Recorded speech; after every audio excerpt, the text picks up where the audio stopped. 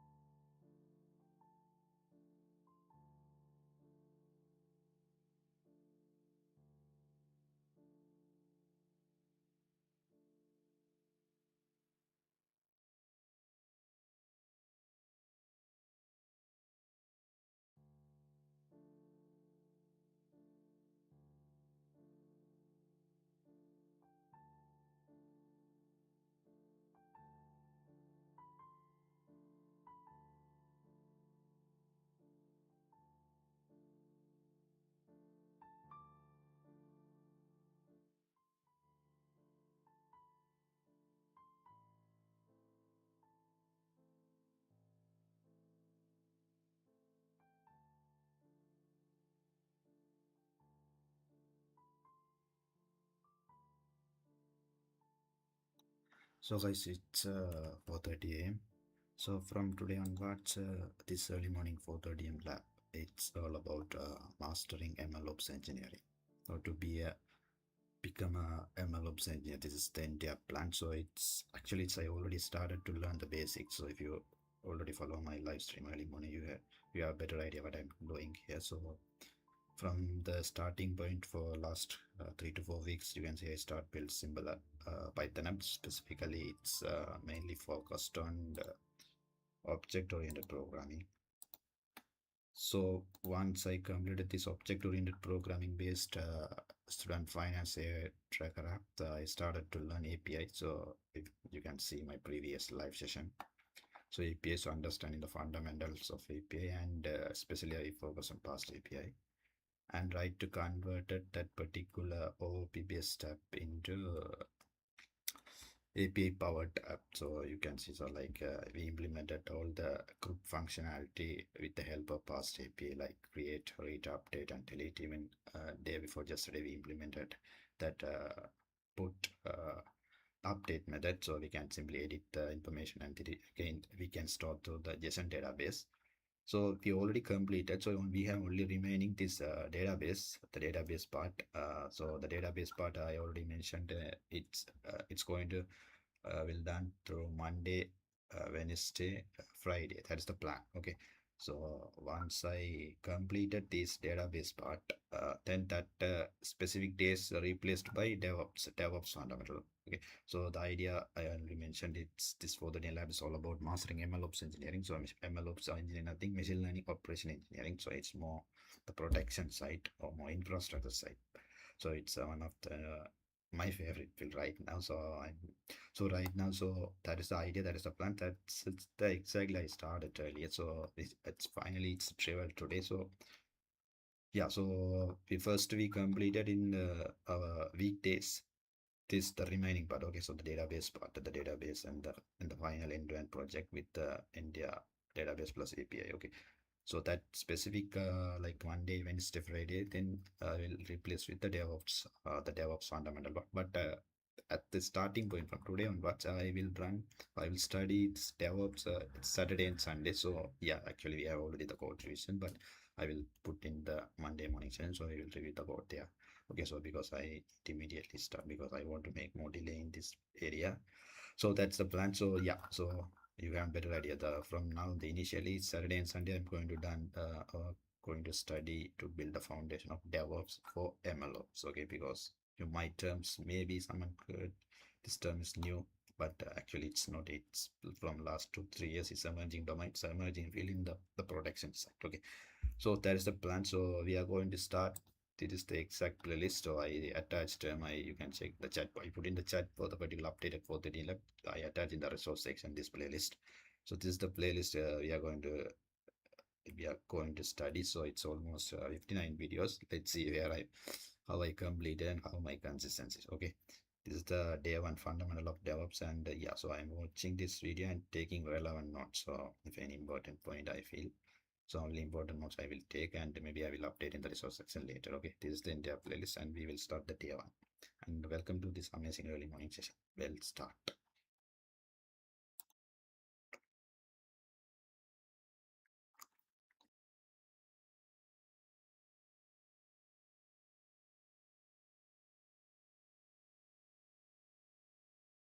Hello everyone, my name is Abhishek and welcome back to my channel.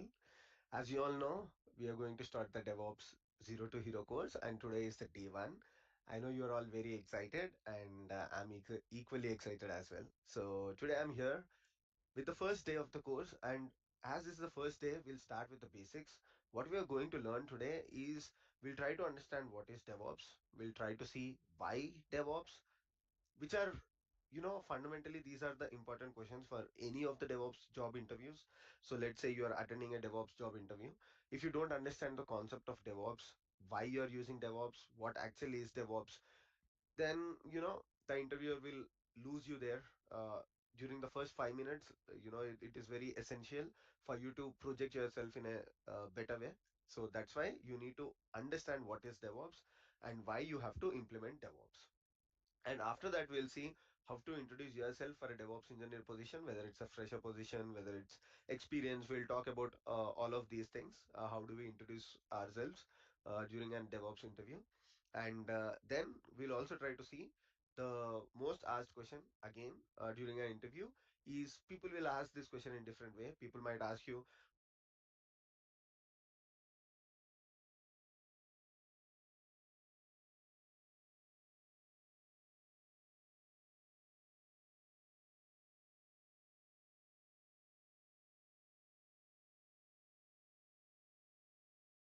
use for DevOps? What are your day-to-day activities as a DevOps engineer? Or people might ask you, can you walk us through your day as a DevOps engineer? What do you usually do on everyday basis? So these are the four important questions that you have to know before you start with learning any DevOps tools, or before you learn how DevOps will fit into your software development lifecycle. These are some of the questions that you have to know, and you have to have the answers for. And just not that, because these are the questions that usually people start with the interview, right? Whenever you give interview in a mang company or any startup as well, people would start with these basic questions. So always be confident and be prepared with what you are going to answer for these questions. So we'll start with one by one. So we'll see what, firstly we'll see what is DevOps, then we'll move to see why DevOps has come into picture, and we'll see how to introduce yourselves, and finally the day-to-day activities. Okay, so without wasting any time, so firstly, what is DevOps, right? So if you look at the textbook definitions for what is DevOps, there are hundreds of definitions. Okay, so if you go to Amazon.com, they have a definition for DevOps. If you go to Red Hat, they have a different definition for their DevOps. But in general, like, what is DevOps? We will try to understand that one.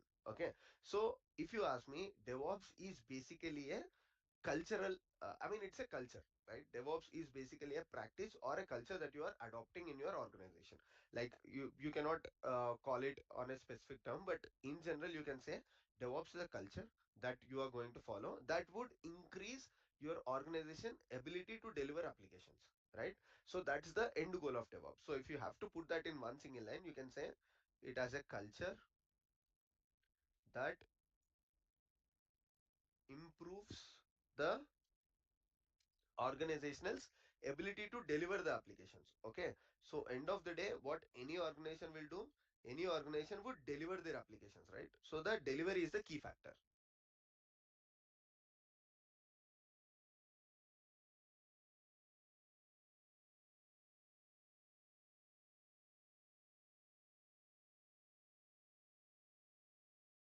Okay, so whether it's example.com, whether it's amazon.com, flipkart.com, what is the end goal of any organization? The end goal of any organization is the delivery, right? So let's say there is an organization called example.com. Okay, so if example.com is taking 10 days. Okay, this is just an example. Let's say example.com is taking 10 days to deliver their version of an application from V1 to V2. Let's say they are taking 10 days. Okay, or let's consider PUBG. Okay, so PUBG is one of the widely played games. Let's say there is an issue in the PUBG, or they want to introduce a new feature of the PUBG version. So if they are taking 10 days to introduce this version, everything is done. Let's say the development is done, and everything else apart from the delivery point of view, everything is done. And if they have to hold their application for 10 days just to deliver, right, to deliver to the unit staging, then the staging environment, and finally to the production, then that's not a good practice, right? So what should happen ideally is, whenever there is a security issue, or whenever there is a bug in your software, like you are using your Android mobile, and all of a sudden your Android mobile has some bug which has the ability for the hacker to get into your mobile phone and hack your mobile phone. So what would Android do? They would quickly launch a new version, and they'll say everybody has to upgrade to this version. Or if you have enabled the auto upgrade, your application would be, your Android would be auto upgraded.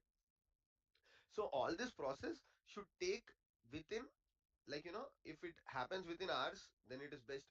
If it happens in 1 or 2 days, then it is also a good one, right? Instead of taking 10 days, if you can have the ability to deliver your new version in 1 or 2 days, or couple of hours, or in minutes of time, that is called DevOps.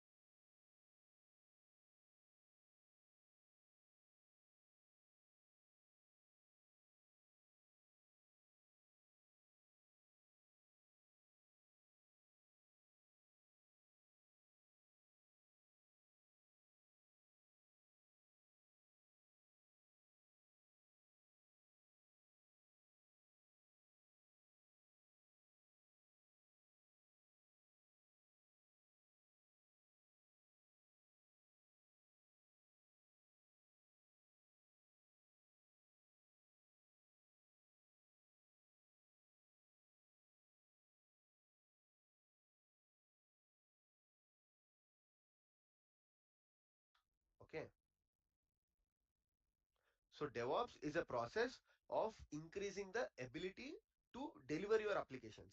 But is it only about delivery? No. Okay. So that would be the next thing that we have to look at. So most of the times what happens is people would compare DevOps. Okay. Whenever even you try to learn DevOps, mostly people talk about CI/CD. Okay. If you're new to DevOps and if you don't know what is CI/CD, that's totally fine. Don't have to worry about it. But in general, people always look at DevOps as CI/CD, that is continuous integration and continuous delivery. But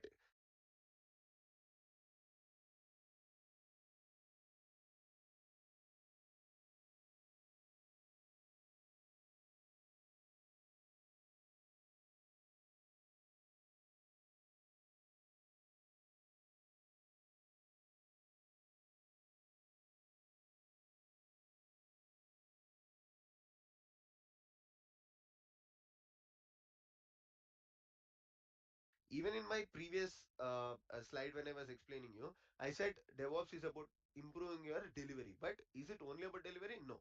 So DevOps is about improving delivery. Okay, that is something that we talked about. Improving delivery. But how can you improve the delivery? If you have to improve the delivery, let's say if you forget DevOps aside, let's say there is a company that is manufacturing chips, or let's say there is a company that is manufacturing some kind of biscuits. So if they have to improve their delivery, what is something that they have to do? They have to include the automation. Okay. So DevOps is always something that they have to do. They have to include the automation. Okay. So DevOps is always about, I mean, DevOps is also about automation. Okay. Now, let's say they have automated. So the chips are being manufactured in one single day. Okay. So they reduce the manual labor and they brought in new machinery that can produce the chips in one day. But is it okay? Is it perfect for the customers? No. What the customers would require is, apart from the automation, they would also look at the quality, right? So if you are manufacturing the chips in one single day, that's fine for me. But as an end user, what I would be looking at is the quality. As a manufacturer, you would be looking at automation. Okay. And DevOps is also about monitoring. Okay. What is monitoring? So monitoring is nothing but, let's take the same example. So you are providing the chips, you have automated the process, you have also maintained the quality. But how would you ensure that your quality is maintained? You have to build in monitoring, right? So always make sure that whenever there is an issue in the quality, how would you ensure that your quality is maintained? You have to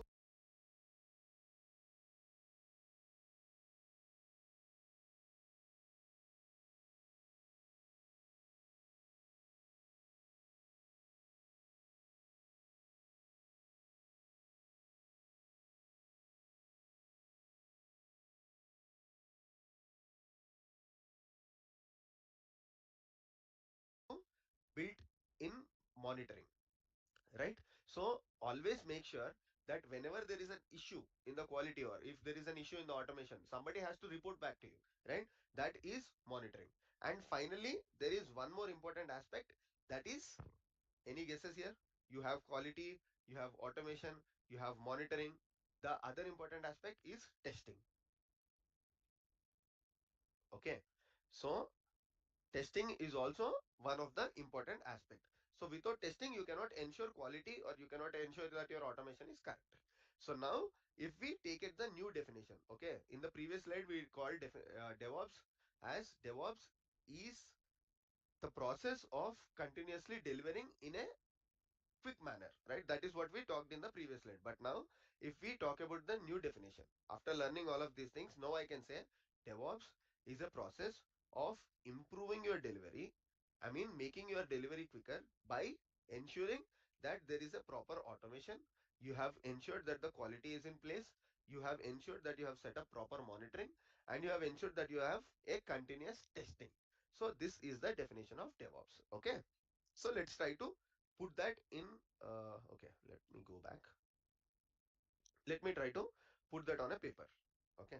For you, for anybody who is just starting to understand the definition of DevOps, what I would say is DevOps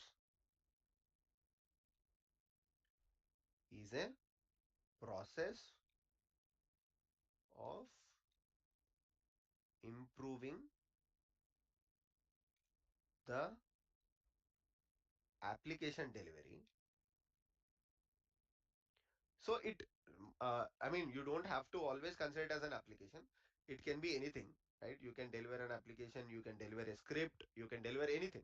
Okay, just for your basis, I just called improving the application delivery, but you can also consider it as a improving your script delivery or any binary or anything. Okay, by ensuring, okay, DevOps is a process of improving the application delivery by ensuring that there is a proper automation in place. Okay, by ensuring that there is a quality that you have maintained, continuous monitoring. Monitoring is a very key aspect. Okay, people also call it as observability. So monitoring and observability are hand in hand things. Whenever we deal with or talk about monitoring, we'll also talk about observability, but for now you can think monitoring or observability. And finally there is a continuous testing. This is DevOps. Okay, so this is a perfect ideal world definition of DevOps. You can modify it on your own basis, but if you ask me during an interview, what I would say is, if somebody is asking me, let's say Abhishek is giving an interview, and interviewer asks me that what is DevOps, I would say DevOps is a process of improving the application delivery by ensuring there is a proper automation with a code quality that is maintained, or with a application quality that is maintained, and ensuring there is a continuous monitoring and continuous testing in place. Okay, now and with a code quality that is maintained, or with a application quality that is maintained, and ensuring there is a continuous monitoring and continuous testing in place. Okay, now what will you achieve with all of these things? End of the day, your end goal as a DevOps engineer should be that there should not be any manual process, or during your application delivery you have to fasten up your process. Let's say your application is delivering in, you are hired as a DevOps engineer. Okay, so example.com is hiring a DevOps engineer. What would be the goal of the CEO or the team manager of the example.com would be, once a DevOps engineer is in place, what he'll expect from you is, if their application is delivered in 2 weeks, okay, so what would be the expectation from a DevOps engineer is, he has to reduce this 2 weeks to 1 week, but again, by ensuring that you have all of these things in place. And so this is a basic ensuring he has to reduce. So what if their application is delivered in 2 weeks? Okay. So what would be the expectation from a DevOps engineer is, he has to reduce this 2 weeks to 1 week, but again, by ensuring that you have all of these things in place. And so this is a basic definition. Okay, because today we are dealing with day one, so I don't want to complicate the definition by including all of the things, like, I don't want to include the complicated terms like being cloud native or the all other things which will come in place. Okay, while we progress to the new or the next episodes of our DevOps learnings, we would include the concepts of being cloud native, we will include the concepts of being, serverless, but not today. Today you just understand these things, that is more than enough. Okay, but as we advance, what I want to tell you is, I'll talk about being cloud native, I'll talk about being serverless or shift left. So all those things will come in the next phases or in the next episodes of DevOps, but for today I hope everybody is clear with this definition. Okay.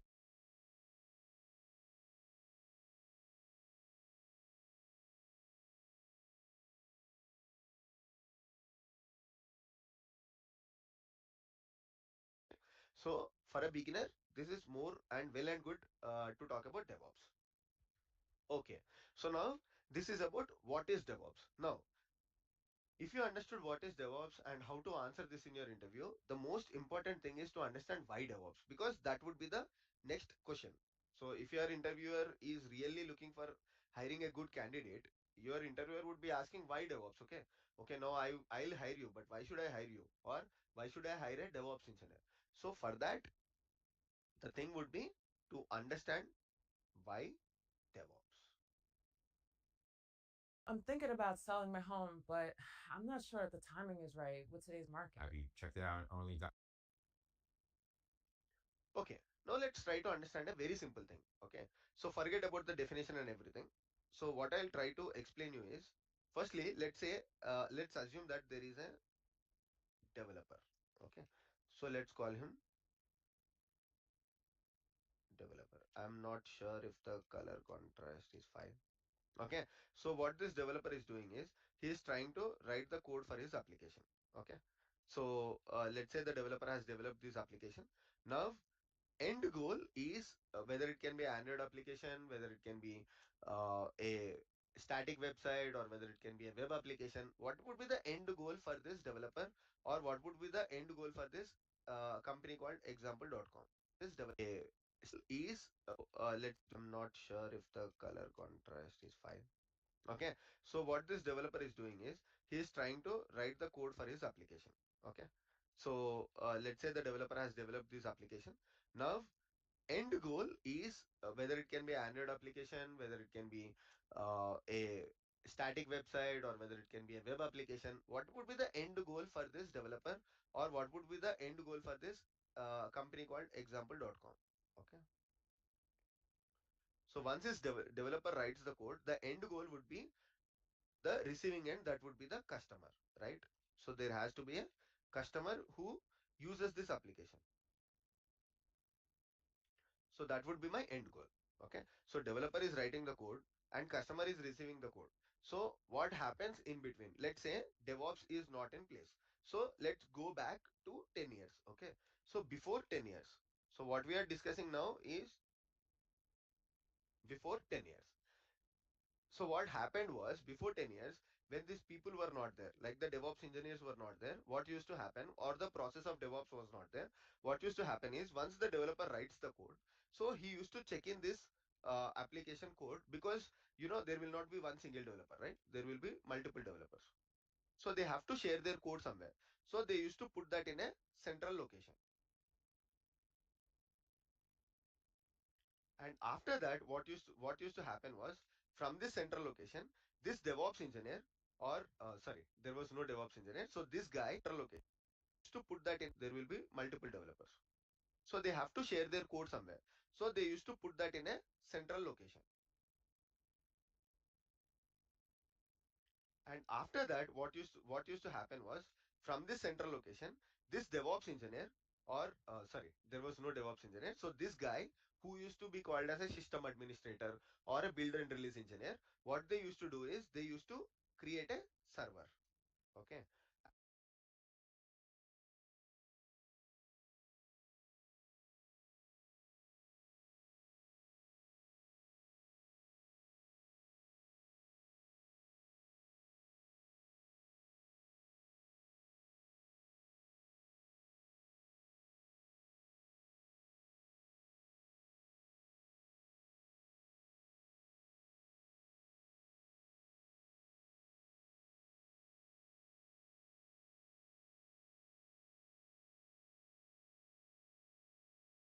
And what this guy station, this DevOps engineer, or sorry, there was no DevOps engineer. So this guy who used to be called as a system administrator or a build and release engineer, what they used to do is they used to create a server. Okay, and what they used to do is they used to deploy this application. The developer has wrote the application. They used to deploy this application on the server. Okay, so let's call this as app. So the app is deployed on the server.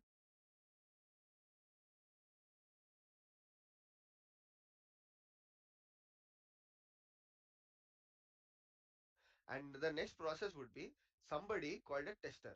Okay, so who is this guy? There is a guy called as a tester. So tester would test this application on the server that is created by a system administrator. Okay, there is a guy called as a tester. So tester would test this application on the server that is created by a system administrator. Okay, then there is one more position called as a build and release engineer. Okay, now we are talking about different terms. Don't worry, I'll explain each and every term in a very simplified manner, so that you will not be out of sync. So the system administrator has created a server. Now the build and release engineer, what he would do is that once the testers this application on the server, he would promote this application onto the next level. So either that level can be a production level, or that level can be a pre-production, or somebody also called as staging environment. So again, once this application is well tested on the pre-prod, this build and release engineer would take forward to the customer, that would be on the production server. Okay, so these are the different processes that used to be involved. So engineer would take, so again, once this application is well tested on the pre-prod, this build and release engineer would take forward to the customer that would be on the production server. Okay, so these are the different processes that used to be involved. So let me try to simplify this in a easy manner. Okay, because we are talking quickly, you might lose me somewhere, so that I would try to explain in a simplified manner. What are the different terms that we called? One is system administrator. Okay. Now the other thing that we also talked about is build and release engineer. Also there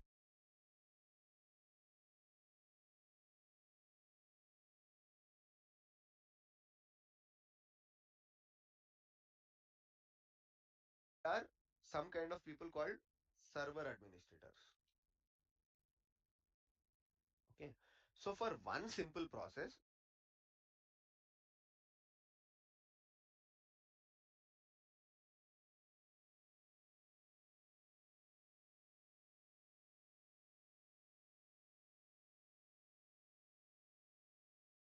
all that we are talking is before 10 years. Okay. So all that I am explaining is before 10 years.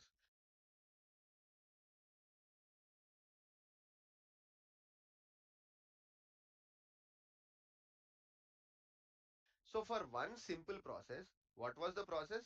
The end idea was to deliver this application from developer laptop to this application. Simple process. What was the process? The end idea was to deliver this application from developer laptop to customer. There were these three different roles that were involved. Okay.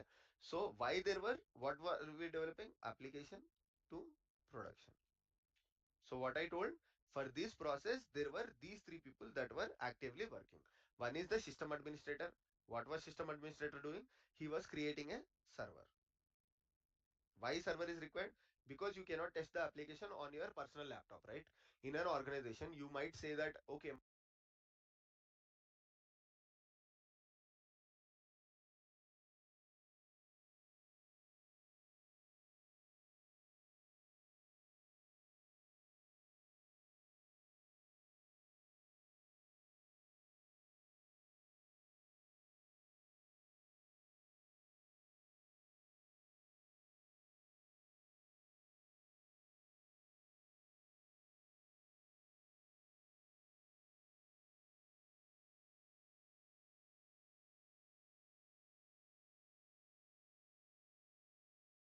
my application is working perfectly on my laptop, nobody is going to listen or nobody is going to trust. So end of the day, you have to test it on a server. So the system administrator used to create a server. It can be any platform, right? So before 10 years, there were no, typically the cloud platforms like AWS, people were not using. So people were using platforms like VMware, okay, or OpenStack. So these were the things that people were using, or any other, they used to have their own hypervisors to create like Zen for creating the servers on their bare metals, because we have their own thing. So people were using platforms like VMware, okay, or OpenStack.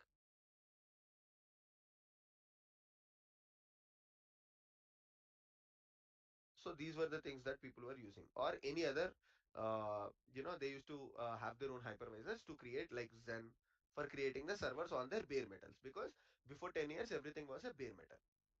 So the system administrator created a server, and then what happened is, on this server somebody has to install the application, right? Because developer has created the application on his local, and he has checked in his code onto SVN or CVS or any version control system, that is a centralized code repository, because everybody has to access it.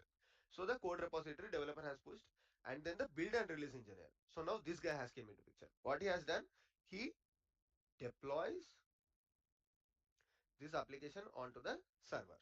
Now to deploy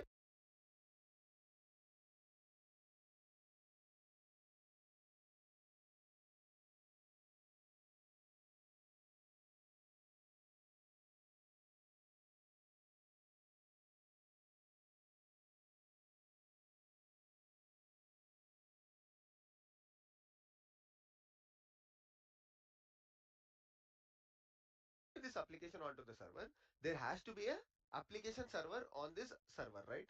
So application server is the one, there has to be a up the server. Now, to deploy this application onto the server, there has to be a application server on this server, right? So application server is the one that holds the application onto this server. So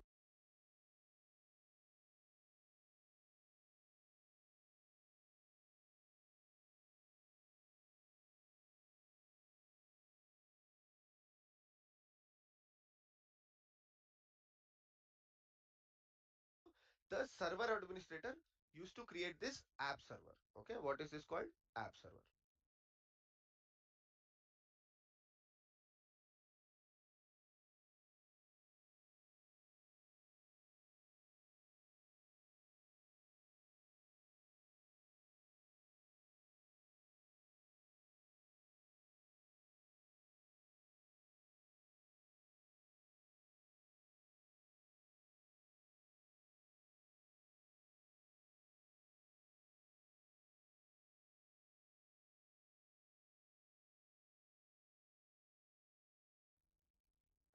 So because multiple parties were involved. Now, for the understanding purpose, I just explained all of these rules. So in a real world scenario, before 10 years, there were other roles as well. So even if you take these three rules, for simply delivering the application from your personal laptop or from the developer laptop onto the production server, what was happening? It was involving system administrators, it was involving build and release engineers, and it was also involving server administrator. So the entire process was taking, for example, 10 days. Okay. So the DevOps or the world of DevOps has emerged or evolved because of this very own reason. That is because multiple people were involved, because all of these is a manual effort. Okay. So whenever there is a manual effort,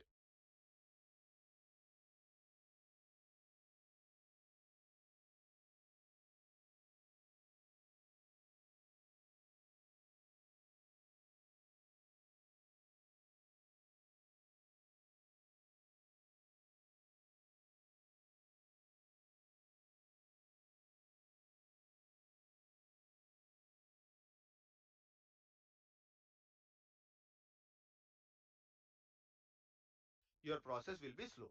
So to automate this entire process, the word or the world of DevOps has emerged. Okay. Is it clear?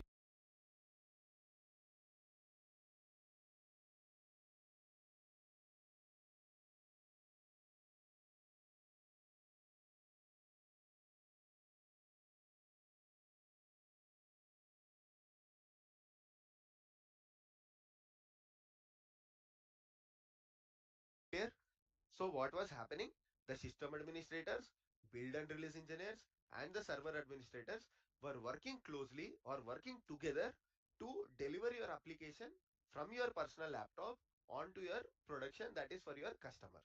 So because everything was manual and production, to deliver your application from your personal laptop onto your production, that is for your customer. So because everything was manual and different teams were collaborating, the process was taking more time. For example, I said 10 days, but it could be 1 month, 2 months, or it could be also 5 days.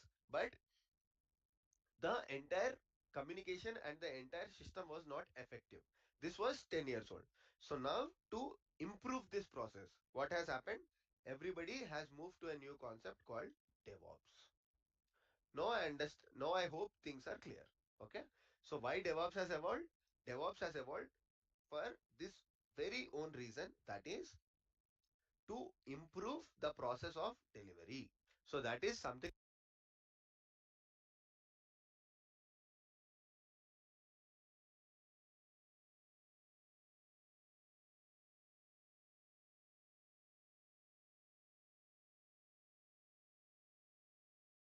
that I am explained, I mean that I explained you in the second slide. Okay. So DevOps is a culture. Why is it a culture? Because unlike the previous times, unlike 10 years old, there were no there are no multiple teams now. So previously there are multiple teams, but now there is only one single team. So that's why it has to be a culture, or it has to be a way of working. Because as a DevOps engineer, tomorrow there might be a new tool that improves your efficiency, so you have to adopt to it. or you might have to pivot or take a change in the process of your working. And if it improves your efficiency, somebody comes, like your CTO came and said that okay, we are using this tool, if you introduce the other tool that we are not using, our efficiency will be improved. As a DevOps engineer, you have to have that mindset to adopt to the new tool. Or as a DevOps engineer, it's a culture that you are building in your organization. So that's why we say DevOps is a culture that improves the delivery process by following all of these things that I have explained, by adopting to the automation, by ensuring that there is a quality in your application, by ensuring that you are continuously monitoring in such cases, like there can be a failure, or there can be something that is not working as expected. So that's why you also have to have monitoring. And finally, you have to continuously test your application. By involving all of these things, you improve the efficiency of your organization, and that is the role of DevOps engineer. This is your brain when you're struggling to focus. And this is your brain when you're in the zone. But I hope the things are clear. So now you understood what is DevOps, why DevOps, right? Now, the next thing that we would learn here is how to introduce yourself as a DevOps engineer. So I've seen many people fail here, okay? Because even when I'm taking some interviews, when I ask people like, how, like tell me about your day-to-day activities, or introduce about yourself, what happens is people tend to not explain everything, or sometimes people have an opinion that I should only be explaining about myself in 1 or 2 minutes. No, there is nothing like that, okay? Whenever, let's say you have something unique, or you feel that you need more time, like not in 1 to 2 minutes you can explain about yourself, take your own time, that's fine. If you want to explain about yourself, or if you want to explain what you are doing in a day-to-day basis, that's totally fine if you take more time while explaining yourself. But to explain or to introduce about yourself, what you can simply say is that I am working as a DevOps engineer, that is for sure, from past any number of years that you want to put. Like let's say you want to you are working as a DevOps engineer from past 4 to 5 years, because you cannot say that I'm working as a DevOps engineer from last 10 years, because DevOps itself was around, like from last 10 years, and it has been very popular from last 7 to 8 years.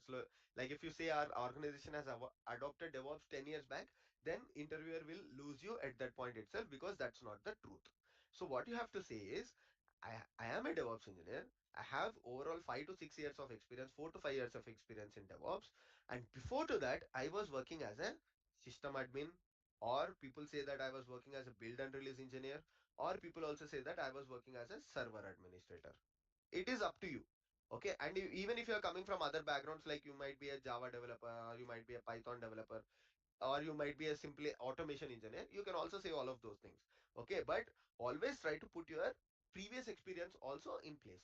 If you are a fresher, you don't have to worry about all of these things. You can simply say, I just started working as a DevOps engineer. I was passionate about learning DevOps, or all of those things. But if you are a seasoned software engineer, or if you have experience in DevOps, or sorry, if you have previous experience, always mention your current experience in DevOps, and also try to put what were you doing previously, because that is really important for somebody to understand from which background are you coming into DevOps.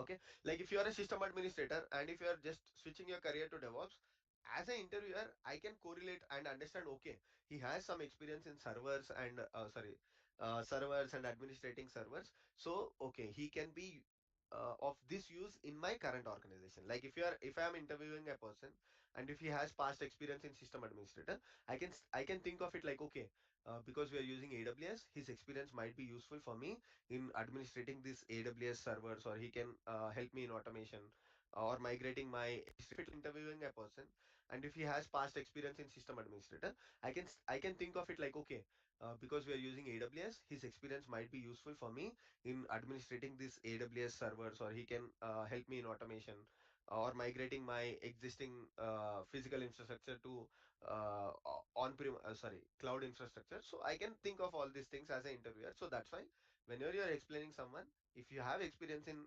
something before DevOps, always try to put that, and don't try to lie, saying that I have 10 years of experience in DevOps. That is not truth. Nobody is going to buy that argument from you.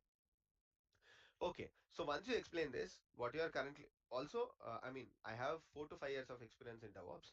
I'm previously coming from experience of system administrator or build and release engineer, or if you just have experience in DevOps for past 2 to 3 years, you can also say that. After that, explain about your roles and responsibilities. So in the current organization, I take care of automation. Okay, you can say of these things. I take care of automation. I ensure that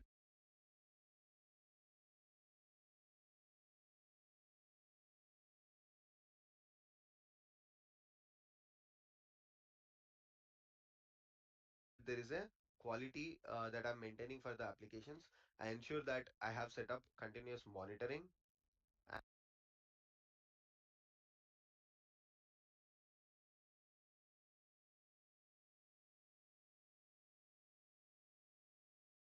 and I have automated the testing process into the DevOps lifecycle.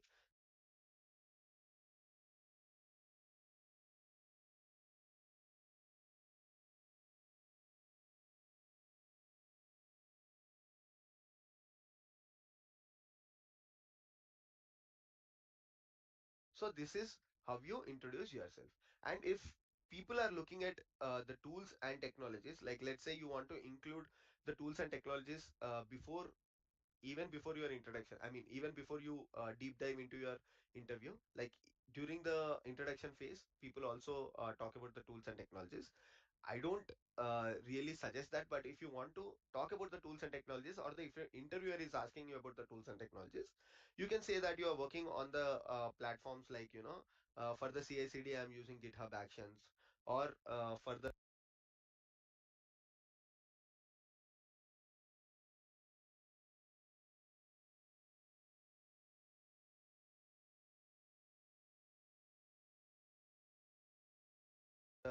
deployment of application onto container orchestration I'm using Kubernetes.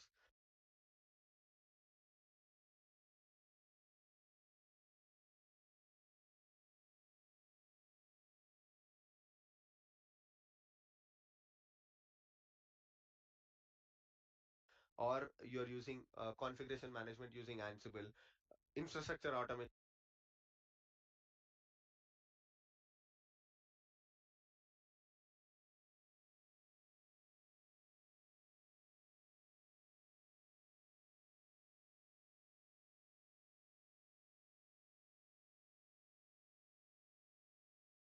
using Terraform. You can explain about all of those things, but Ansible, station I'm using Kubernetes, or you're using configuration management using Ansible, infrastructure automation using Terraform. You can configuration management using Ansible, infrastructure automation using Terraform. You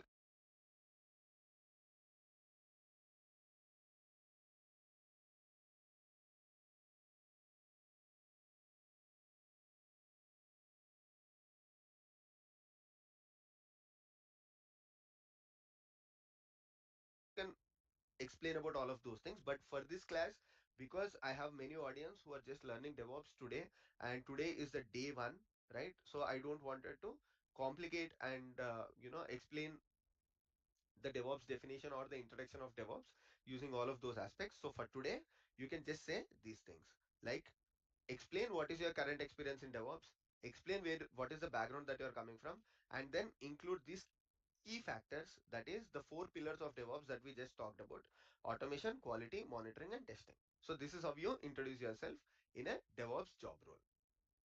Okay, so for today's class, I think this is more than enough.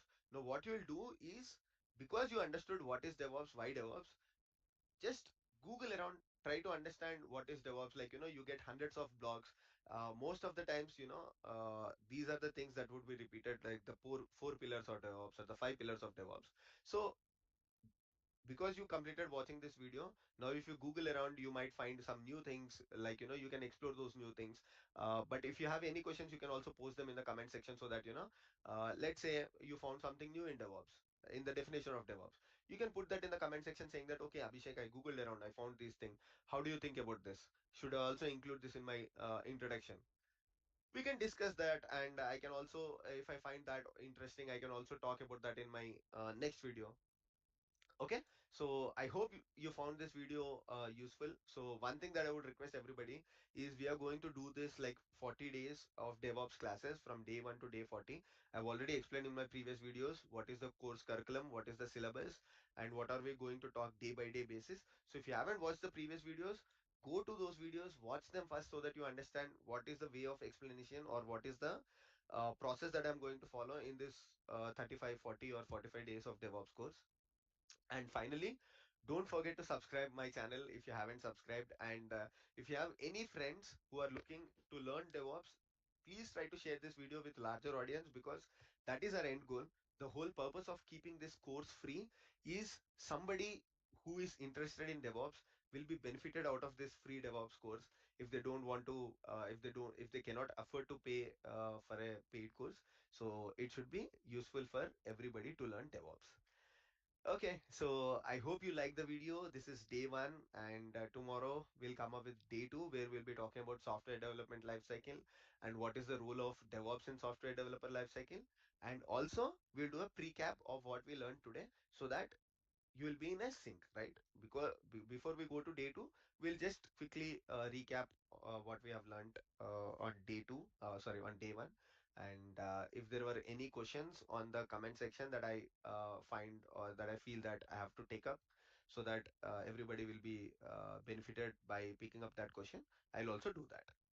Okay, so I'll see you in the next video. Thank you so much. Take care. Bye. Here is the honest truth. Most of the companies are looking for candidates with minimum 2 years of experience.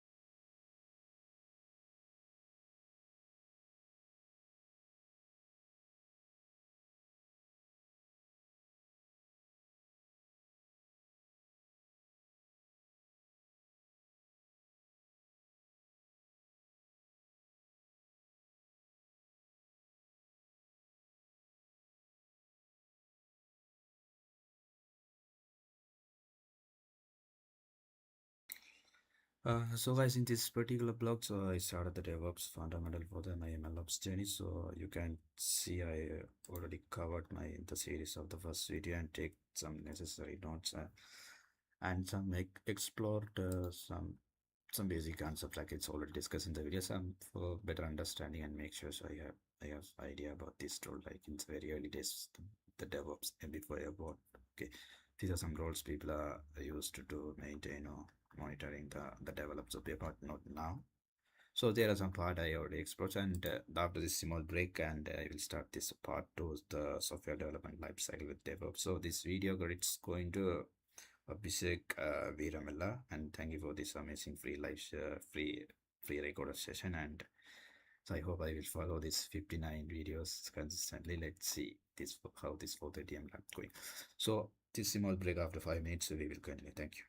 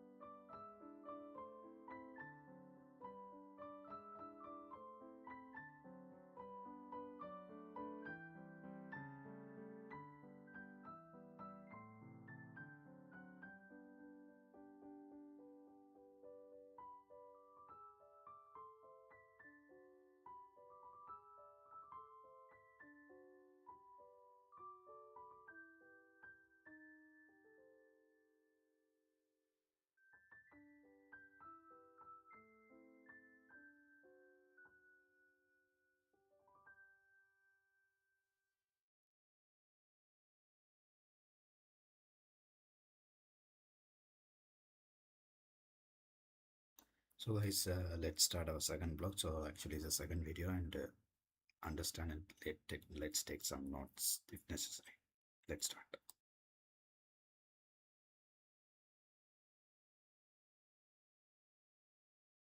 Hello everyone, my name is Abhishek and welcome back to my channel. So first of all, thank you so much for watching my previous video on DevOps, that is introduction of DevOps. So today is day 2. If you haven't watched the day 1 video on DevOps, I would highly recommend you to go back and watch the day 1. So there is a DevOps 0 to Hero playlist which contains day 0, day 1 and all the other related videos, and the following videos will also be posted on the same playlist. Okay, so now what did we discuss in the previous class? Just to give you a quick recap for the people who have followed, we just learned, what is DevOps, why DevOps, and how do we introduce ourselves in a DevOps interview. So this is the thing that we learned in our previous class, that is day 1. So now today we are at day 2 of DevOps, right? So what are we going to learn in day 2 is typically the software development lifecycle. So now you might ask me, like, the why everybody has to learn about software development lifecycle. So irrespective of the field that you are in, whether you are a developer, whether you are a tester, you are into software development or DevOps, everybody has to understand the concept of software development lifecycle. So the software development lifecycle in short is also called as SDLC. Okay, so people also call it as SDLC. So don't get confused if they call it as SDLC. So SDLC. So this is software development lifecycle. Now, what is software development lifecycle and why is it important for DevOps and all the other engineers to learn this?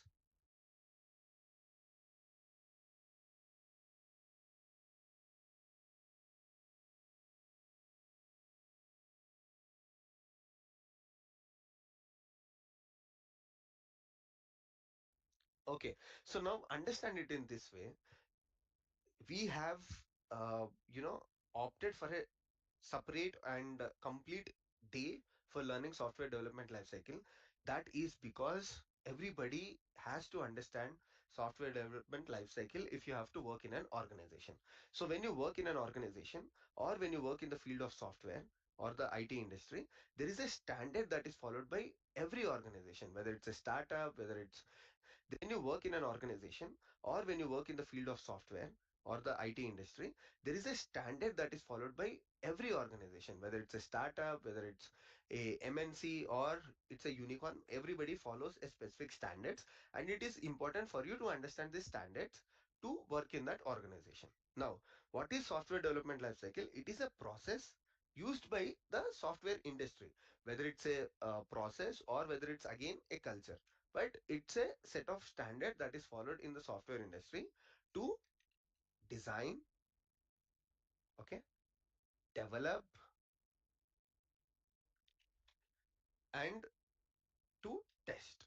Okay, so to design, develop, and test, there is a standard that is followed, because whether you are working at Amazon, whether you're working at Flipkart, or whether you're working at Tesla, so everybody has to do this 3 steps, right? One is design, develop, test, and there are other phases also, but on a high level basis, these are the phases of your software development lifecycle.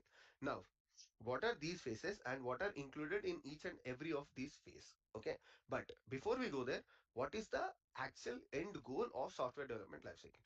Okay, now I said you that there is a design phase, there is a development phase, and there is a testing phase. But ideally, what is the end goal? So the end goal is to deliver a high quality product, right?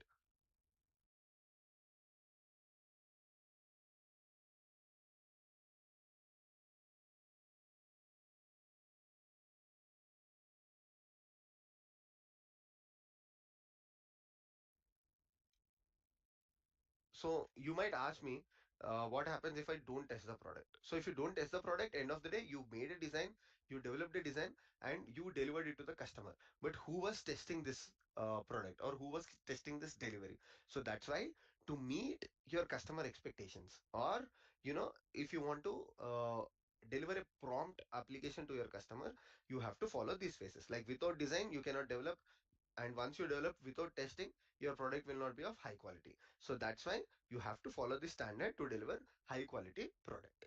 So this is a overall high level explanation of software development lifecycle. That is, software development lifecycle is a process that is followed by the industry to design, develop, and test high quality product. Okay. So this is about software development lifecycle. But now what we'll do is we'll try to deep dive and we'll try to see. We'll take an example organization because we wanted to learn everything practically. So what I'll do is I'll show you with an example. Let's say we are working at Flipkart. Okay. Or to avoid any such names, what I'll do is, let's say we are working at example.com. So example.com can be any e-commerce website. So let's say I'm working at example.com. So this can be anything. This can be Flipkart, this can be Amazon, or anything. So for just for our understanding, I just named it as example.com. So now at example.com, we deliver a e-commerce application. Okay, let's assume that we are building and developing a e-commerce application. So again, the process will be same for any organization, but just for understanding and reference, we are choosing example.com. So now in example.com, what usually happens is there are different phases before we deliver the application to the customer. Okay, so these phases are nothing but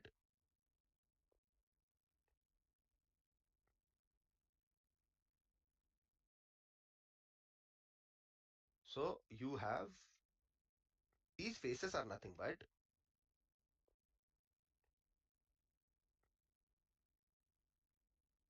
so you have let me try to do it in this way. Okay, so we can draw it by ourselves, that's fine. So we have, firstly we have a phase called planning. Okay, we'll deep dive into each of these things. Okay, don't worry. Then we have a phase called, so this is a standard thing, you can refer any book or you can go through any videos. So these steps are same because there are standards, right? These are called standards. So for standards, everybody has to follow the same standards. So these are standards that are approved and yeah, followed by every organization. Design, and then we'll move to the phases like building. Okay, what is building? We are building a software, right? And then we move to phase called testing, and then we move to, once we test, what we'll do, we'll deploy.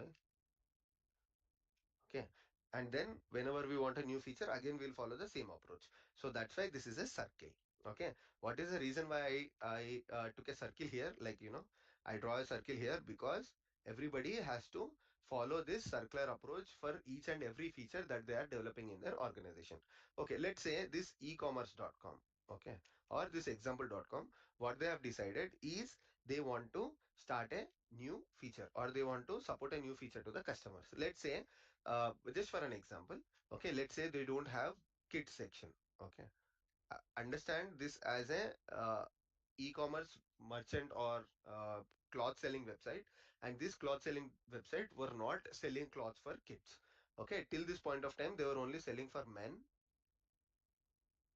women. Okay, they don't have a kids section. So what the organization has decided was, on their research they found out that example.com can also get benefited from selling kids clothing.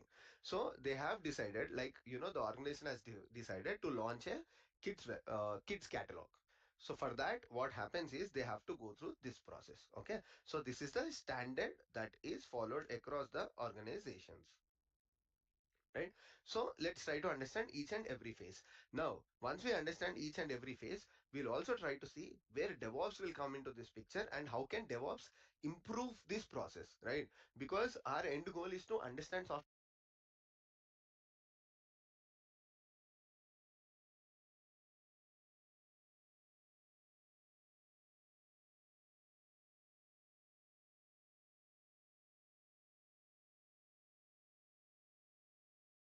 development lifecycle and also understand this in the point of view of a DevOps engineer. Okay, because you have to, once you join an organization, you have to improve your organization's efficiency, right? Your end goal, like on every class that we are learning, only think in a point of view that whenever you are learning a new thing, let's say you're learning Terraform, okay, because you have to, once you join an organization, you have to improve your organization's efficiency, right? Your end goal, like on every class that we are learning, only think in a point of view that whenever you are learning a new thing, let's say you're learning Terraform, let's say you're learning Ansible, your point of view or your way of thinking has to be in a way that, okay, now I'm learning Terraform, how can I use this Terraform in the organization, and how can I improve organization's efficiency? That should be your end goal, and you are the uh, member who has to decide if your organization will require this or not. Let's say everybody in the everybody in the DevOps community is promoting Terraform, but it might be that in your organization Terraform is not a right fit. Okay, so in such cases, end of the day, it's your call, right? Because you are a DevOps engineer who is thinking of improving your organization's efficiency. So it's not your manager or it's not somebody else. As a DevOps engineer, you have to suggest them that, okay, Terraform might be a best tool in the community, but for our organization, it's not a right fit. So think in that approach. Every time you work in DevOps engineer, you your organization's efficiency. So it's not your manager or it's not somebody else. As a DevOps engineer, you have to suggest them that, okay, Terraform might be a best tool in the community, but for our organization, it's not a right fit. So think in that approach. Every time you work in, whether in the current organization or in your future organizations, always keep this approach. Okay, so firstly, what happens is there is a high level design that is decided to launch a kids catalog. So who has decided this? Let's say the organization, the CTO or somebody has thought, they just given a thought that, okay, the kids catalog might be a good option. So now what happens is, once they are done with that, so you will move to the planning phase. So what happens in the planning phase is you have to gather the requirements, right? Stop taking meeting notes and let ClickUp AI Note Taker do it for you. It allows you to focus on your meetings. Right. So as a CTO can suggest you many things, but who has to do the planning and requirement? Okay, planning plus requirements. So who has to do the plannings and requirements gathering? It has to be your, your core members, right? Whether it's your business analyst or your product owner, so they have to deal with the planning plus requirement stage. Okay, so what happens in the planning plus requirement stage? It's a one of the fundamental stages because it's a starting stage of your software. So they have to deal with the planning plus requirement stage. Okay, so what happens in the planning plus requirement stage? It's a one of the fundamental stages because it's a starting stage of your software development lifecycle, and your product owner or your business analyst or your senior members can also get involved. They get the input from the customers. So let's say example.com is already live to the customers, so you have to gather your feedback from the customers, what your customers are feeling. Okay, are your customers are feeling, if you launch a kids catalog, is it useful for them?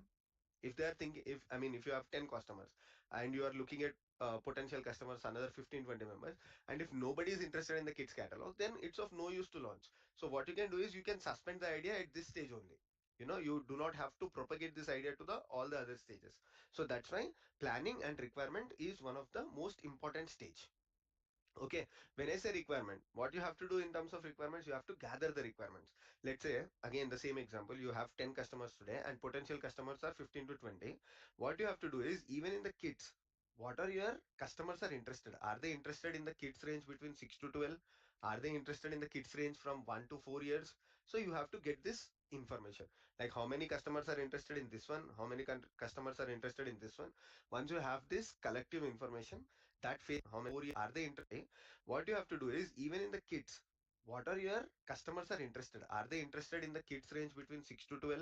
Are they interested in the kids range from 1 to 4 years? So you have to get this information. Like how many customers are interested in this one? How many customers are interested in this one? Once you have this collective information, that phase is called planning and requirements phase. Once you come up with this planning and requirement phase, then you can start with the defining and designing phase. Okay, so in terms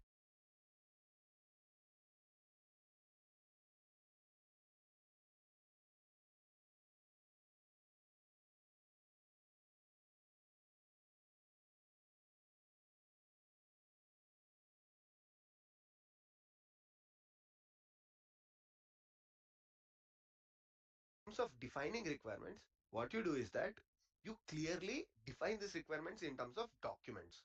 Okay. Now, what do you mean by documents? So, in terms of documents, you have to write, whether let's documents. What you do is that you clearly define these requirements in terms of documents.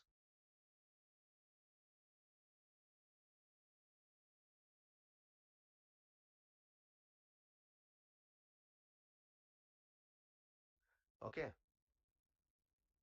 Now, what do you mean by documents? So, in terms of documents, you have to write, whether let's say your product owner is there, or your business analyst who is talking to your customer, somebody. What they have decided is that, okay, I did a customer research, and on my customer research, I understood that 6 to 12 years customer is talking. Now, what do you mean by documents? So, in terms of documents, you have to write, whether let's say your product owner is there, or your business analyst who is talking to your customer, somebody.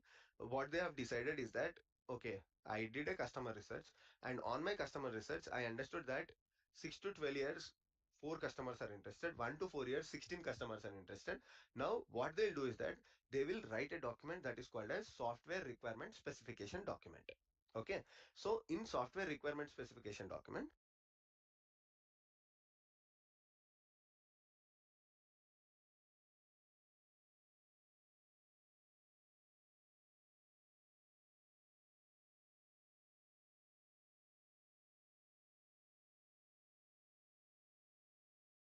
they would provide all their data that they have collected as part of the planning phase.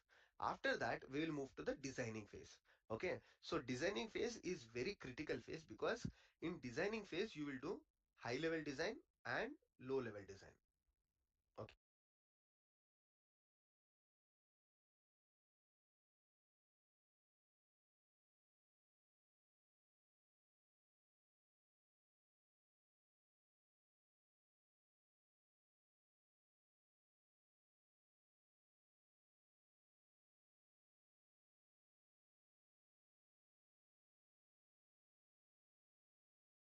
Okay. So what is high level design? HLD and LLD. So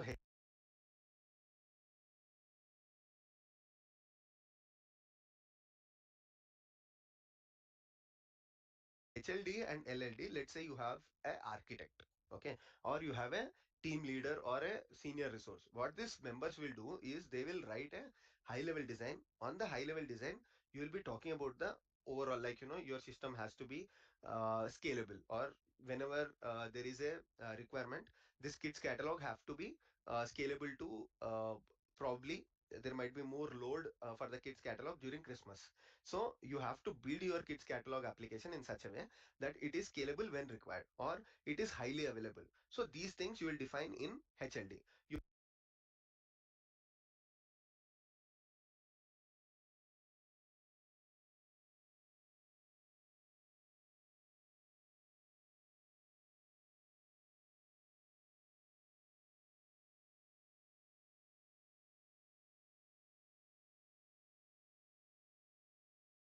You might say that, I want it, you have say overall, your system has to be scalable, or whenever there is a requirement, this kids catalog have to be scalable to probably there might be more load for the kids catalog during Christmas. So you have to build your kids catalog application in such a way that it is scalable when required, or it is highly available. So these things you will define in HLD. You might say that, I want to use this kind of database, I want to use uh, n number of replicas of my application. So such things are defined in the high level design. And coming to the low level design, your architect, or again your senior member of the team, the development team, what they would do is they would write the low level design requirements. That is, okay, let's use this particular functions, or let's use this particular modules. Let's say your organization is using Java or Python. So in the low level design, the senior members of the team would design the systems in such a way. They would mention that, okay, I want to use SQL data, my SQL database. I want to call from this application. I want to make a function call. So all those this it has to pass such an arguments. It has to receive such response. So these kind of things you would mention in the low level design. To make your organization is using Java, or they would write the low level design requirements. That is, okay, let's use this particular functions, or let's use this particular modules. Let's say your organization is using Java or Python. So in the low level design, the senior members of the team would design the systems in such a way. They would mention that, okay, I want to use SQL data, my SQL database. I want to call from this application. I want to make a function call. So all those this it has to pass such an arguments. It has to receive such response. So these kind of things you would mention in the low level design. That is very low, extremely low level design. Perfect. So now you understood what is planning and requirement, you understood what is defining phase, you understood what is designing phase, and then what we'll do is we will move to the components that are most important for DevOps engineers. Okay. So till this point of time, as a DevOps engineer, you can get involved out of your personal interest, but where your actual importance would come into picture is these three phases. That is building the software, testing the software, and deploying the software.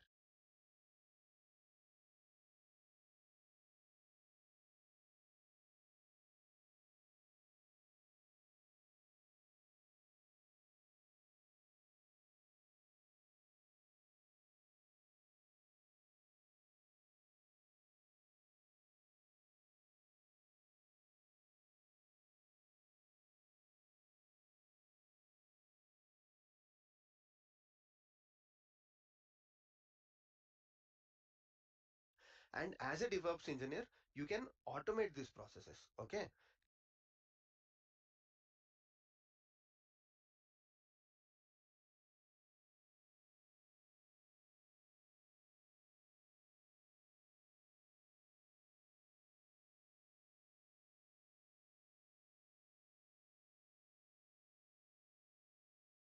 So our focus of interest always is automation. So that's why here you can bring in your automation.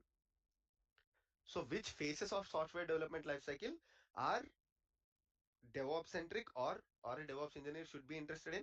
That are building phase, testing phase, and deployment phase. No, I'm not saying that you should not get involved in the designing, defining, or the planning phase. Let's say you are a critical resource of your team, or you are a DevOps engineer who is development in heart. Okay.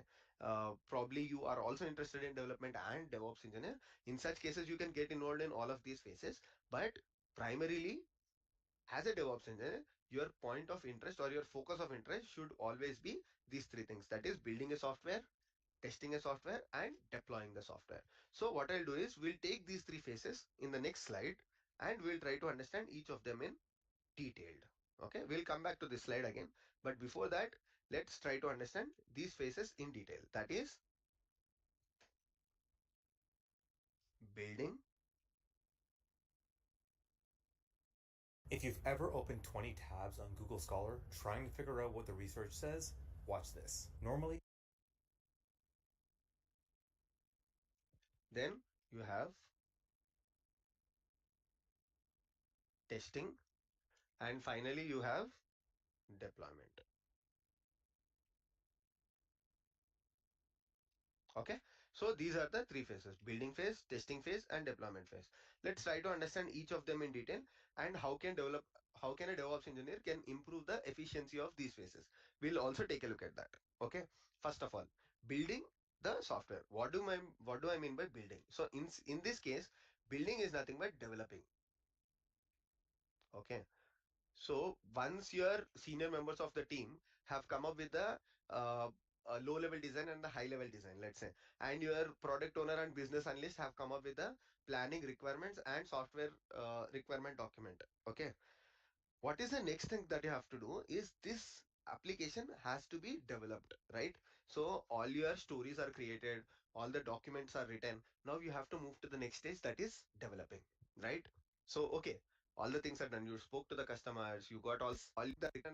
Building the software. What do I mean by building? So in this case, building is nothing but developing. Okay. So once your senior members of the team have come up with uh, a low level design and the high level design, let's say, and your product owner and business analyst have come up with the planning requirements and software requirement document. Okay. What is the next thing that you have to do is this application has to be developed, right? So all your stories are created, all the documents are written. Now you have to move to the next stage, that is developing, right? So okay, all the things are done. You spoke to the customers, you got all the requirements, your design documents are ready. So it comes to the developers, and what these developers will do, they'll start writing the application code in their favorite language or the language that is used within your organization. So this phase is called as developing phase. So what happens in the developing phase? Probably the your developer, he will read the Jira items, or he will read the documents that are prepared, and he'll start writing the code. Okay, so let's say he start writing the code, and what he'll do is, once he writes the code, he'll push this to a common location in the organization. So most of the organizations these days use Git. If you don't know about Git, don't worry. Documents that are, he will read the Jira items, or he will read the uh, documents that are prepared, and he'll start writing the code. Okay, so let's say he start writing the code, and what he'll do is, once he writes the code, he'll push this to a common location in the organization. So most of the organizations these days use Git. If you don't know about Git, don't worry. We'll talk about Git in the future, but for now, just understand it's as a source code repository. That is a repository that is storing all the code. Why you need a source code repository? Because it cannot be only with this one developer, right? So this is a developer laptop, but you have to always uh, share this code within the other members of the team. So that's why you store them in a source code repository, that is a centralized repository or a distributed repository. So for example, in this case, I choose Git. So now the developer wrote the code, he got it reviewed by his peer members. Okay, so peer members are nothing but other members of the team, and finally he pushed the code to the Git. Okay, now this is done. This phase is called as a developing phase. Once this is done, what you have to do, the next phase would be testing this application, right? So let's say a developer said that it is working fine on my server. Would everybody believe it? No.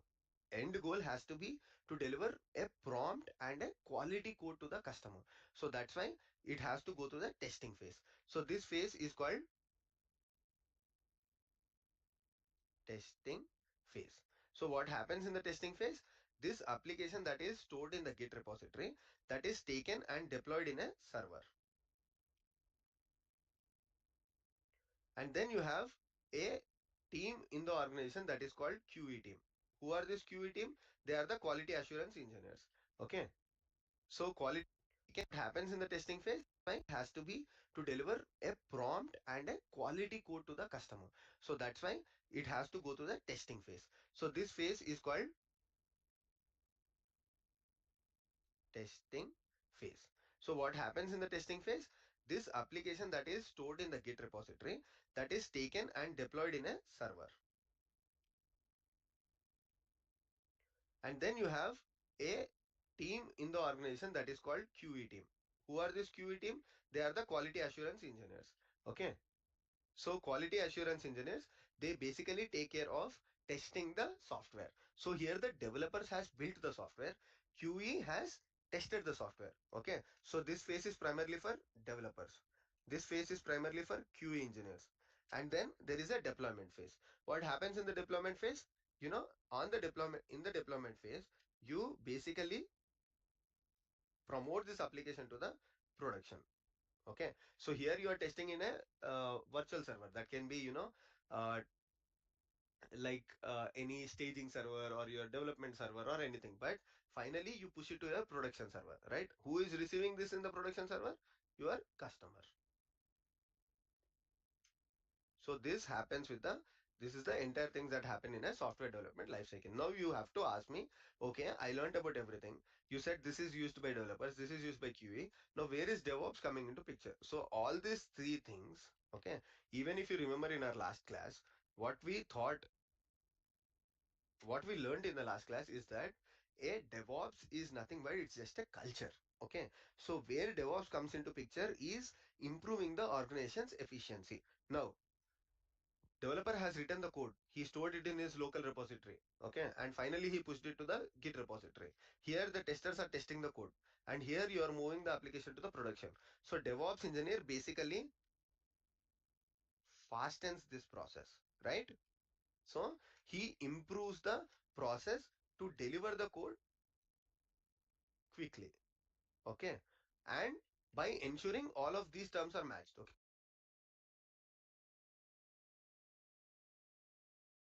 a DevOps engineer ensures that the building, testing, and the deployment processes are followed without any manual intervention. That is, everything happens in a automated way. Okay, so everything is automated.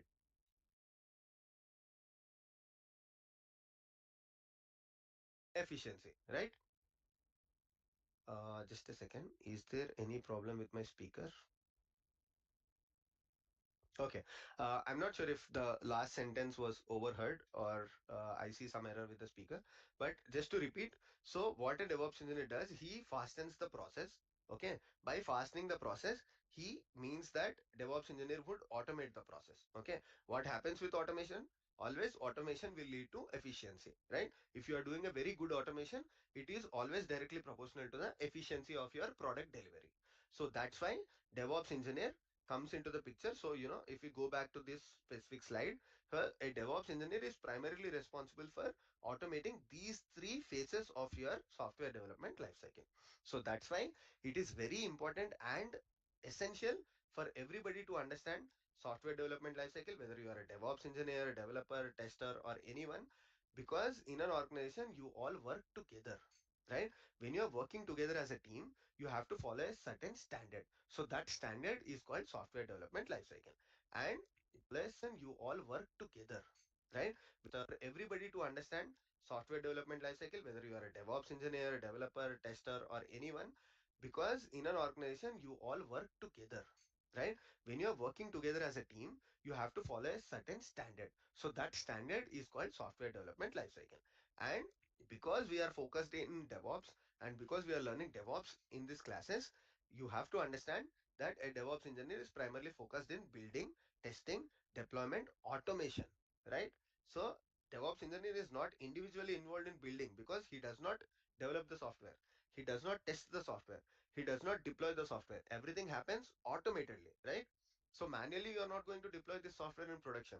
So you are going to, as a DevOps engineer, you are going to automate and write this automation scripts so that it improves the efficiency and reduces the time by avoiding manual intervention. So now I hope the software development lifecycle is clear to you. And finally, if we go back to this slide, all this process can be done in different ways. Okay. So if we are talking about the project management, there are different things like there is a waterfall model, there is iterative model, there is agile model. So things like can be done in different ways. Okay. If we go back to this slide, all this process can be done in different ways. Okay. So if we are talking about the project management, there are different things like there is a waterfall model.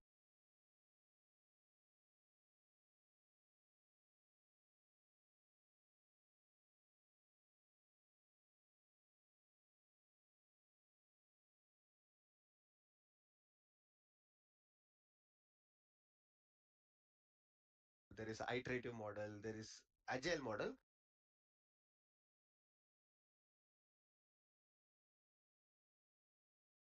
So what are these models we learn during our project management classes? So there is a project management class, but on a high level, you have to understand that every organization these days is using a agile methodology. So in agile methodology, what happens is you follow all of these phases, but you do it agile. Like you take short sprints. That is, you don't wait till all of your planning is done, or you don't wait all of your define or design documents is done.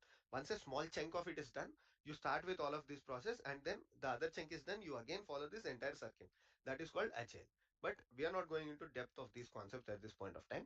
So the primary idea of this class is process defines methodology. What happens is you for classes, so there is a project management class, but on a high level, you have to understand that every organization these days is using a agile methodology. So in agile methodology, what happens is you follow all of these phases, but you do it agile. Like you take short sprints. That is, you don't wait till all of your planning is done, or you don't wait all of your define or design documents is done. Once a small chunk of it is done, you start with all of this process and then the other chunk is done, you again follow this entire circle. That is called agile. But we are not going into depth of these concepts at this point of time. So the primary idea of this class is everybody should understand the concept of software development lifecycle and how DevOps engineers are important for the software development lifecycle. Okay, I hope it is clear. And if tomorrow in any interview questions, if somebody is asking you what are the pillars of software development lifecycle, and as a DevOps engineer, which components or which pillars are you interested, you would essentially say these are the pillars of software development lifecycle. These are the things. And as a DevOps engineer, I'm primarily focused on automating and improving the efficiency of building, testing, and the deployment phase. Okay, so I hope this is clear to you, and this is everything that someone has to learn about the software development lifecycle. And whether you are doing it on cloud, whether you are doing it on premises, everybody follows the same standard because it's a standard that is approved and accepted by wide, I mean, throughout the industry. Okay, so in case you have any questions, you can put those questions in the comment section, and you all know that I promptly reply to each and every comment. And in case you have any questions that you cannot put in the comment section, you can also reach out to me on LinkedIn. And finally, there is a small request. If you feel that there are people who want to learn DevOps for free and they don't know about our channel, so please take out some time to share these videos with those people. You can just share our channel link with them, or you can share this video link with them, so that everybody who is willing to learn DevOps for free will be benefited out of these videos, and everybody knows that that is our primary intention. Okay, so if you like the video, click on the like button. If you have any questions, do post them in the comment, or if you have any feedback, whether it is good or bad, please put that in the comment section. And finally, if you haven't subscribed to our channel, don't forget to subscribe our channel, Abhishek Virmala. Thank you so much. I'll see you in the next video. Take care, everyone. Bye.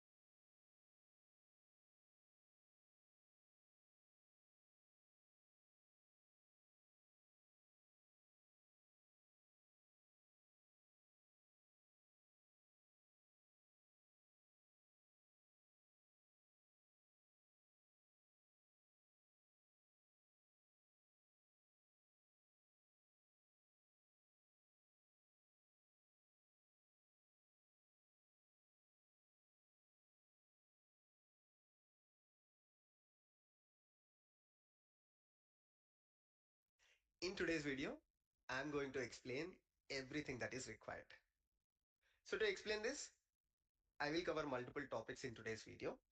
The first one is going to be what are different roles in an organization. Now this is very important because as a DevOps engineer, you do not directly interact with the customers. You do not talk to the clients. So you don't directly get the requirements from them. There are many other people within the organization, or there are many other roles within the organization which get the requirements for you, and they try to break down those requirements as your task. So that's why we need to understand what are different roles in an organization, and this will greatly help you within your interviews as well. Now, once we understand this, I will also provide a very quick synopsis of what exactly each and every role does. And then we will focus a bit on software development lifecycle, because software development lifecycle is very important for anything that you do in IT. Of course, I did a detailed video on SDLC before, but still it is relevant for today's video, and I will make it extremely simple and tell you how a DevOps engineer fits in SDLC. Finally, we will also explore a very popular project management tool, that is Jira. Now, why do we need this? We need this because end of the day, the entire project management is done in software systems like Jira. There are alternatives as well, but Jira is very popular. So we will try to understand how to create an account with Jira so that you can also use Jira. Then I will explain you how the requirements are put in Jira by other roles, and how you get the day-to-day tasks, and how you can see the day-to-day tasks, how you can update your day-to-day task progress to your project manager or maybe to other peers in your organization. And we will see completion status, updation status, everything that you do within your organization. So by watching this video, you will get a feel of how a DevOps engineer works in an organization. So just make sure you watch it till the end. Perfect. So let's start with taking a example organization. So I mean, we will just assume that you got placed as a DevOps engineer within Amazon.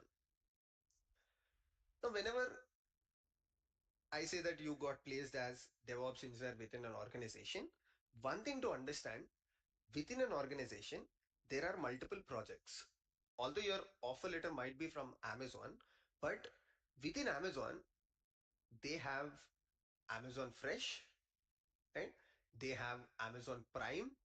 So these are different projects or verticals within Amazon, right? They also have Amazon e-commerce, Amazon home services. So you got placed with Amazon, but you might end up working in one of the projects. Let's assume you got opportunity to work with Amazon Fresh. And let's assume there are multiple other DevOps engineers, and you will be one of the DevOps engineers working with Amazon Fresh. By making this assumption, let's try to understand what are the different roles, and we will also understand software development lifecycle. So for today's video, this is the assumption that we are going to make. Perfect. Now let's try to understand what can be different roles within Amazon Fresh, right? Of course, the same roles will be across different projects of the company, but we will take one example to understand the requirements. So we will start with top to bottom. For any business, what is the most important thing?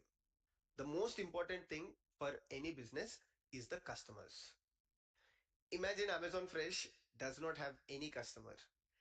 Instantly, you will see Amazon with an announcement saying, we don't have customers using Amazon Fresh, so we are going to discontinue this product, or we are going to discontinue this. In top to bottom, for any business, what is the most important thing? The most important thing for any business is the customers. Imagine Amazon Fresh does not have any customer. Instantly, you will see Amazon with an announcement saying, we don't have customers using Amazon Fresh, So we are going to discontinue this product, or we are going to discontinue this application, right? So it is always important for any business to gather the feedback from the customers. It can be good feedback, it can be bad feedback. And most of the times, customers are the ones from where businesses get the requirements, right? Of course, business also drives requirements by looking at competitors, by understanding the market, but most of the times, businesses get the requirements from customers. Let's say one of the customers of Amazon Fresh, which can be a company or it can be a group of people, they have shared a feedback that it would be great if Amazon Fresh can deliver groceries within 15 minutes across all the zip codes or across all the pin codes. And you know, it is really a great idea because if Amazon Fresh can do it, probably it can beat all the other competitors and it can reach wide range of audience. But whom will the customers share this feedback to? There should be someone within the business, or there should be someone within the software engineering as well. So there is someone called as business analyst. So business analysts are not completely at the software engineering side. They also interact with Amazon Fresh business. That is basically the marketing people, sales people, and they also interact with the customers. So business analyst is the one who interacts with customers and gets the requirements. So one of these requirement, business analyst really liked it. So what business analysts do, they prepare something called as a BRD document. Abhishek, do I need to know all this as a DevOps engineer? If you're working in an organization, you should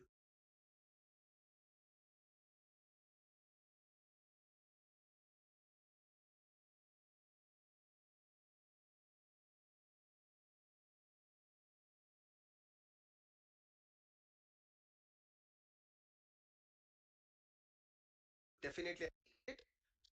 So business analyst is the one who interacts with customers and gets the requirements. So one of these requirement, business analysts really liked it. So what business analysts do, they prepare something called as a BRD document. Abhishek, do I need to know all this as a DevOps engineer?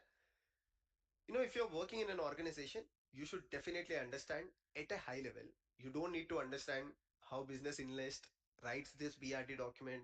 You don't need to understand how business analysts set up calls with these customers, but at least you need to know how the entire software development lifecycle works. Hi, I'm Deborah, a clean energy innovator. Alumni UK alum.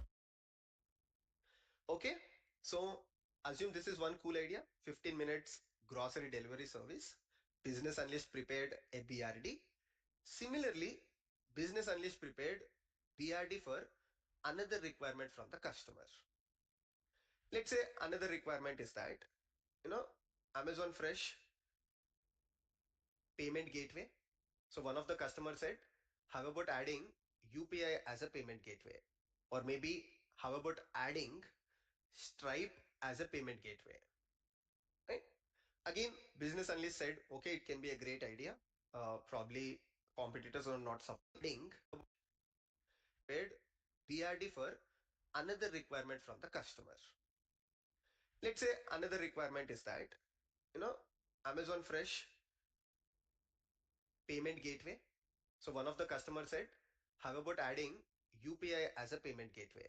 Or maybe how about adding Stripe as a payment gateway? Right? Again, business analyst said, okay, it can be a great idea. Probably competitors are not supporting it, so we can give it a try. And business analyst prepares BRD document for that as well. Now, who is going to prioritize these documents, or who is going to prioritize these items? So there is a designated role in the organization, which is product manager.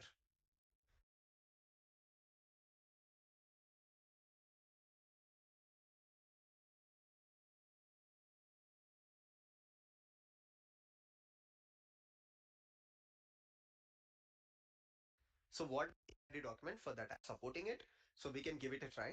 And business analyst prepares BRD document for that as well. Now, who is going to prioritize these documents or who is going to prioritize these items? So there is a designated role in the organization, which is product manager. So what does a product manager do?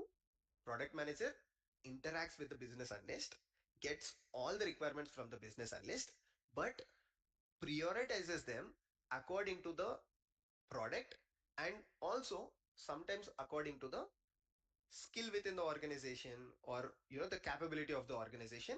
Anyways, PM prioritizes the requirement.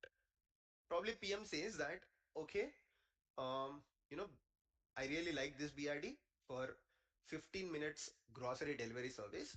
So I will ask the team to complete this in Jan, Feb, or maybe Q1. The PM is not completely technical, so PM can prioritize the items, but end of the day, this should be implemented by the developers, right? Of course, PM do not directly interact with the developers, but PM interacts with product owner, which is also called PO. So what does a product owner do? So product owner deep dive little bit more technical and takes this requirement, that 15 minutes grocery delivery service, and breaks them down into actionable items. And these actionable items are usually called as epics. Some people also call it as features, and further they break down into actionable grocery delivery. What does a product owner do? So product owner deep dive little bit more technical and takes this requirement, that 15 minutes grocery delivery service, and breaks them down into actionable items. And these actionable items are usually called as epics. Some people also call it as features, and further they break down into epics. But for the purpose of simplicity, understand product owner takes the requirement from PM and breaks that down into the actionable item. What is an actionable item? Actionable item is nothing but says that, okay, probably a UI is required for it, probably a particular backend implementation is required for it, probably a particular DB setup is important for it, and once all of these things are done, only then I will mark this particular requirement as done. So for each of this actionable item is usually called as epic. So product owner takes the requirement from PM and breaks that down into actionable items, which are usually called as epics. Okay, then product owner directly interacts with solution architects.